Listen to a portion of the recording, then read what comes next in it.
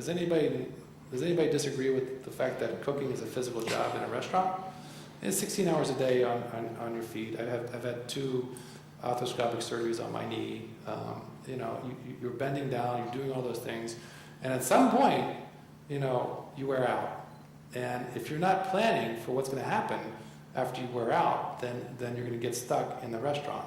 And you look at the last generations of chefs, and some of them who got stuck in their restaurants.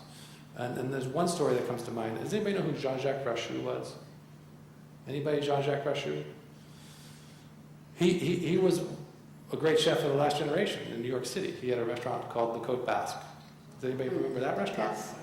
I mean, Jean-Jacques Rachou, when I was a young cook on the cover of, Food and Wine, Gourmet Magazine, I mean, this guy was a god. He was one of the icons. He was an idol in our country, along with Andre Saltner, the names, I don't know if you're all familiar with the names. Andre Sayak, I mean, these guys were just extraordinary chefs. They had, and it's funny because I told Dana Cohen of Food and Wine, who's the publisher or the editor, I said, should they do 10 best new chefs every year? You know that? I mean, it gets kind of worn out to watch. Sorry. I said you should do like the 10 best old chefs, because that last generation of chefs had spawned every American chef that you know today. The Saltners, the Sayaks, the Rachous. And here's a man who, now at 72 years old, about 14 months ago, his restaurant was closed by the New York City Health Department. And he hasn't been heard of since. Now the humiliation in that is makes me shiver. I mean, here's a guy who never got out of his kitchen and could never, of course, you can't keep up. At some point, you just can't keep up. You have to pass it on to that next generation. You have to be willing to pass it on, you have to be prepared to pass it on, and you have to pass it on. Otherwise, you're not going to get it. And people like Saltner left their restaurant. He left Lutèce. Does anybody remember Lutèce? I mean, it's gone. It's just gone. And he went down to FCI as a teacher. Sayak did the same thing. So preparing for the future is really, really important. Is this at your point now, transition? So what happened when I knew that subconsciously that I'm going to have to do that someday, but I don't think I was prepared. I didn't prepare myself to do it as early as I did. With that said, though, I look at those restaurants. I look at French Laundry. I look at Per Se. They're sister restaurants. Philosophically, they're not identical, but very close. Culturally, they're very close. And I watched the chef de cuisines of those restaurants, Jonathan and Corey Lee recently, and I'm just amazed. Logically, it's the evolution of the restaurants is very logical to me. I'll go in there and see something that just makes total sense, and I'll go, damn, why didn't I think of that? And I think that is probably, for me, has been my biggest asset, is to kind of give up that control. Give the opportunity to individuals who have the capability, who understand and buy into the culture and the philosophy, who have that common vision, those common goals, and let them own it. Because once you let them own it, extraordinary things happen. And that's the collaboration has been a cornerstone of French Laundry since the day we opened, and we change the menu every day. Now, a lot of people think that I am the person that does all those changes. I'm not. We used to sit around the table, Ron Siegel, Stephen Durfee, and myself, and we would change the menu. We would write the menu. It was a collaborative effort. And it still happens today, every night, 15 years later. Everybody gets together, the chef de parties, the sous chefs, the chef de cuisines, and they write the menu for the next day.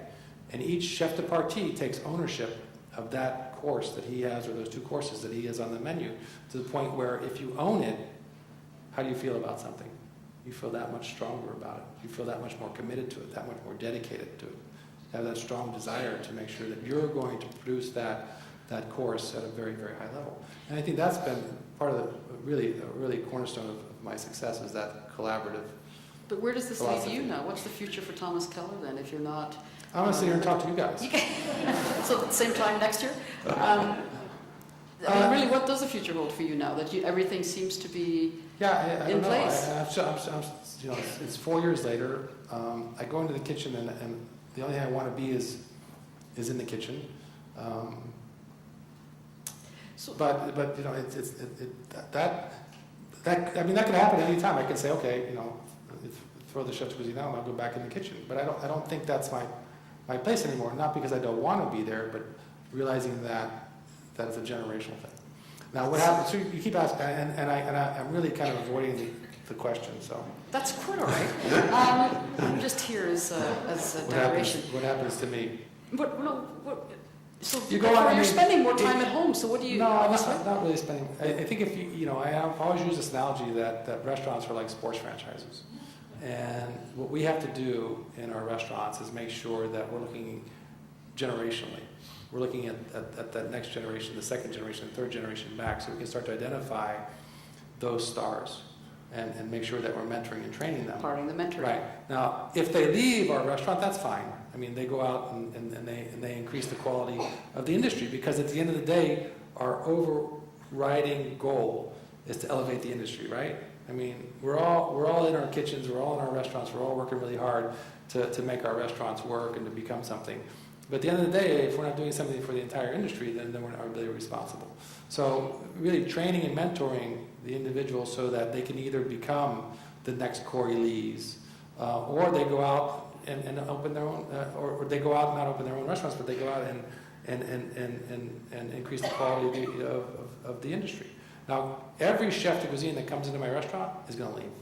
Yeah. And no question about it. I mean, I know that from the beginning. So we're planning that from the time they're named chef de cuisine. We're planning that someday they're going to transition out. How long do they stay with you? 5 years, 6 years. Jonathan Bennell is leaving at the end of this year. He's been with us for 6 years. Jonathan's total tenure with us is about 9 years. From the time he was at the French Laundry and the time he's been at Per Se, is about 9 years. And that I'm really, really very happy that he's been with us so long, because I not only we become friends, but now we become colleagues. Now he'll go out and open his own restaurant, and that's what I want him to do. That's what he needs to do, because he needs to make room for the next generation, for Eli to come up. And he's identified Eli 18 months ago as his replacement. So mentoring and training as we go through this process. And it's not about cooking. I mean, Eli is a great cook. We recognize that. So what does he have to learn? He has to learn how to be a leader, and that's really a hard thing to do.